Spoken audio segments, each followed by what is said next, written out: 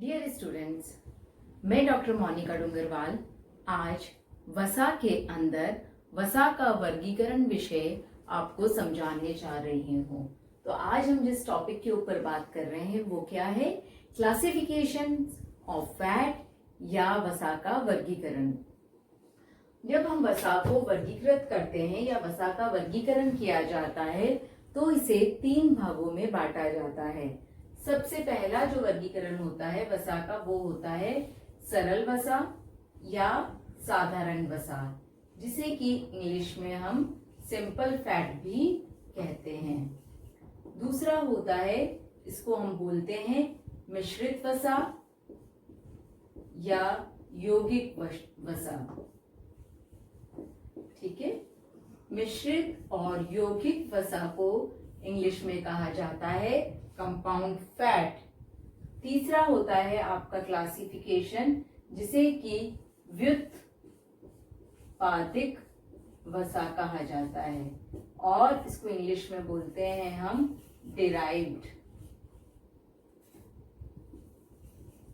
यानी कि हमने वसा को 3 रूपों में बांटा है, 3 भागों में बांटा है। फर्स्ट है सरल वसा, दूसरा है आपका मिश्रित या यौगिक वसा जिसे कि कंपाउंड था, और तीसरा है व्युत्पादित या व्युत्पादिक वसा जिसे कि हम डिराइव्ड वसा कहते हैं। तो सबसे पहले हम बात करेंगे सरल या साधारण वसा की कि क्या होता है। नाम से ही पता चल रहा है जो सरल वसा होगी वह केवल आपके ग्लिसरॉल और वसीय अम्लों से बनी हुई होगी।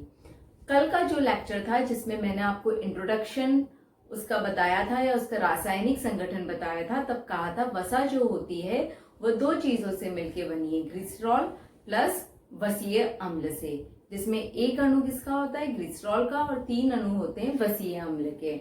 यानी कि हमारी जो वसा है वह सिंपल वसा वह इन 2 चीजों से मिलके बनी होती है, यानी ग्लिसरॉल प्लस फैटी एसिड्स बोले या हम इसको वसीय अम्ल बोले। इन दोनों चीजों से जब मिलके बनती है तो इसे सिंपल वसा कहा जाता है। जब इसको अगेन हम क्लासिफाई करते हैं तो इसका एक रूप आता है घी और तेल का। घी और तेल जो होते हैं, कल भी मैंने आपको बताया था, ये एक अणु ग्लिसरॉल का मिलके और 3 अणु वसीय अम्ल के मिलके आपका घी और तेल का निर्माण करते हैं। खाली फर्क इसमें इतना सा होता है बच्चों कि घी जो होता है वो रूम टेम्परेचर पे या 20 डिग्री सेंटीग्रेड तापमान पर जो है वह ठोस अवस्था में आ जाता है, परंतु तेल जो है वह लिक्विड स्टेज में ही रहता है। इसके अलावा घी में जो है वसीय अम्ल वह संतृप्त वसीय अम्ल पाए जाते हैं, जबकि तेल में असंतृप्त पाए जाते हैं। घी जो है हमें प्राणिज स्रोतों से प्राप्त होता है, जबकि तेल हमें वनस्पति स्रोतों से प्राप्त होता है। तो हमने कहा सरल लिपिड के अंदर एक तो होता है घी एंड तेल, तो दूसरा होता है मोम। मोम जो होता है उसमें वसीय अम्ल के साथ ग्लिसरॉल जो कि एक तरह का अल्कोहल है, तो ये मोनोहाइड्रिक अल्कोहल या डाईहाइड्रिक अल्कोहल से मिलके बनता है। यानी कि सबसे पहले हम लिखेंगे वसीय अम्ल plus monohydric alcohol plus dihydric alcohol. इन 3 चीजों से मिलके हमारा क्या बना हुआ होता है? आपका मोम या वैक्स जिसे आप कहते हैं, और इसका जो अणुभार होता है वह थोड़ा सा ज्यादा होता है। तो सरल वसा के बाद अब हम बात करने जा रहे हैं किसकी? यौगिक या मिश्रित वसा की। यौगिक या मिश्रित वसा नाम से ही पता चल रहा है कि सिंपल वसा के साथ कुछ और कंपोनेंट जब जुड़ जाएंगे तो उसे हम यौगिक कंपाउंड या मिश्रित वसा कहेंगे।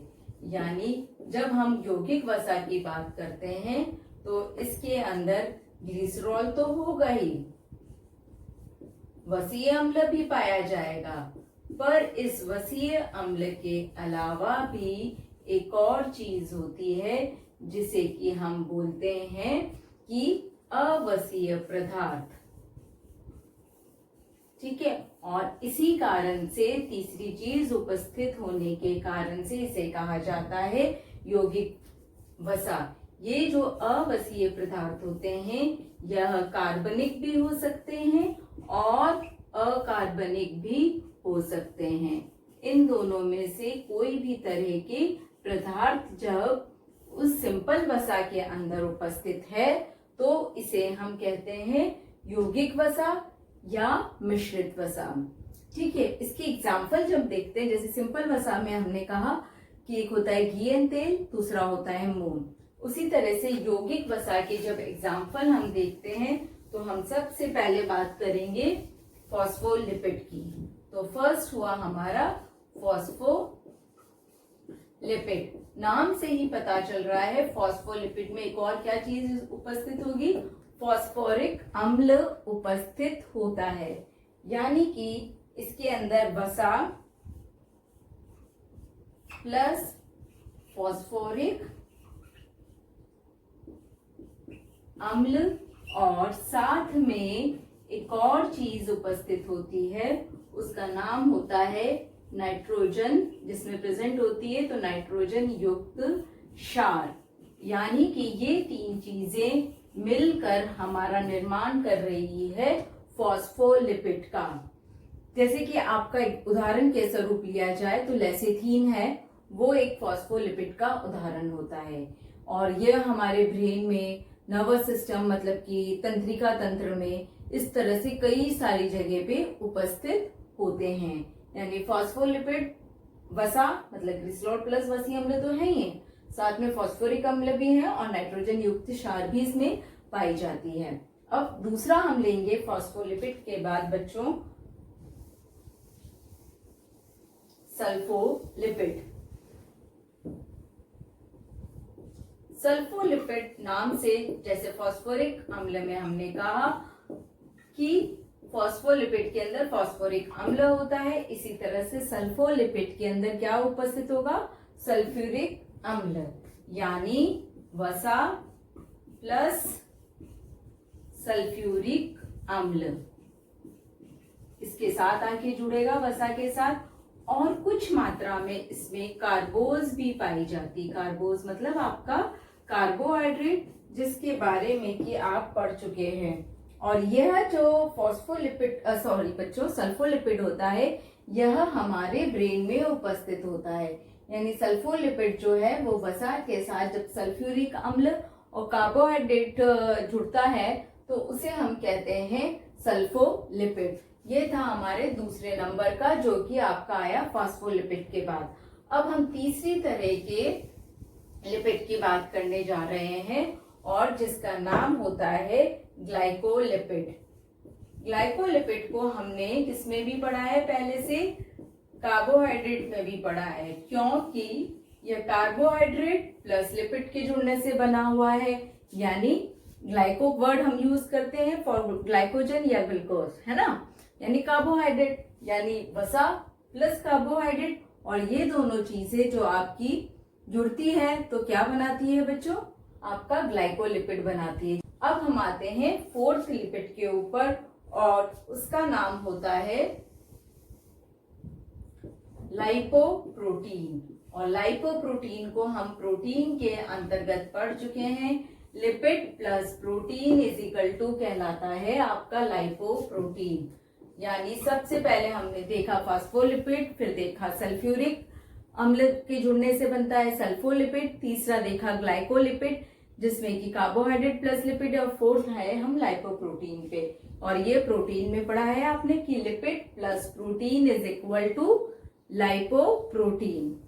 अब ये जो लाइपोप्रोटीन होता है बच्चों, यह लिपिड को एक जगह से दूसरी जगह ले जाने में मदद करने का काम करता है, तो इसे लाइपोप्रोटीन कहा जाता है। अब यौगिक वसा जो कि हमारे दूसरे नंबर की वसा थी, उसके बाद हम आते हैं व्युत्पादित वसा पे या डिराइव्ड वसा पे। यानी तीसरा वसा का वर्गीकरण का क्या था, व्युत्पादित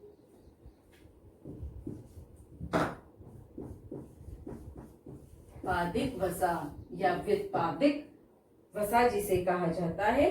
क लिखे या तह लिखे एक ही बात होती है। ठीक है बच्चों, और इसे इंग्लिश में हम कहते हैं डिराइव्ड फैट। ये जो डिराइव्ड फैट होती है, जब सरल वसा या यौगिक वसा का जल अपघटन होता है या पाचन की क्रिया में जब ये टूटते हैं तो इनके द्वारा व्युत्पादित वसा की प्राप्ति होती है। यानी सरल वसा और यौगिक वसा का जब जल अपघटन होगा या इसका पाचन क्रिया के समान जब ये टूटेगी तो इससे बनता है व्युत्पादित वसा। और इसके उदाहरण होते हैं आपका ग्लिसरॉल, वसीय अम्ल और स्टीरोल्स। यानी इसके अंतर्गत आते हैं स्टीरोल्स, और स्टीरोल्स की ही अब हम बात करने जा रहे हैं। तो आपने देखा सबसे पहले वसा के अंदर क्या चीज थी, वसा का वर्गीकरण में 3 पॉइंट हुए थे, है ना बच्चों, कि सरल वसा में तोड़ा हमने उसको, विभाजित किया मतलब दूसरा किया था यौगिक या मिश्रित में, और तीसरा किया था व्युत्पादित में। सरल के अंदर हमने पहला देखा था घी एंड तेल और दूसरा देखा था मोम। उसके बाद हमने बात की यौगिक वसा की, जिसके अंदर हमने phospholipid, sulphuric lipid, lipoprotein, glycolipids पढ़ा। और अब तीसरे नंबर पे हम व्युत्पादित वसा की बात कर रहे हैं, जब जो कि सरल या यौगिक जो वसा होती है इसका जब जल अपघटन होता है या पाचन क्रिया होती है तो ये व्युत्पादित वसा देने का कार्य करती है। और इसके अंतर्गत जो वसा जिनसे बनी हुई होती है उसमें टूटती है, और एक और चीज आती है स्टीरोल्स। तो अभी हम जो बात कर रहे हैं वो स्टीरोल्स की बात कर रहे हैं। स्टीरोल्स नाम से आपको लग रहा होगा कि ये वर्ड हमने कहीं सुना हुआ है। स्टीरोल जो होता है यह कोलेस्ट्रॉल जैसा आपको लग रहा होगा, है ना बच्चों। तो स्टीरोल जो होता है एक मिश्रित चक्रीय यौगिक है। चक्रीय का मतलब होता है कि जो मैंने आपको कार्बन की चेन सीधी वाली बताई है तो फर्स्ट और लास्ट कार्बन भी आपस में जुड़ जाता है। जैसे माला का पहला मोती और लास्ट मोती अगर जुड़ जाए तो वो गोल बन जाता है। तो वो इस तरह से जब जुड़ जाता है तो उसे कहा जाता है कि यह मिश्रित चेन या मिश्रित चक्रीय रचना होती है ना।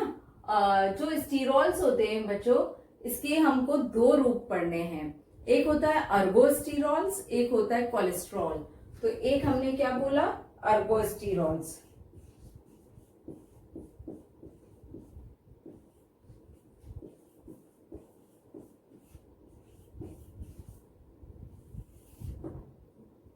और दूसरा कहा मैंने आपको कोलेस्ट्रॉल, जो कि आपने बहुत बार सुना होगा।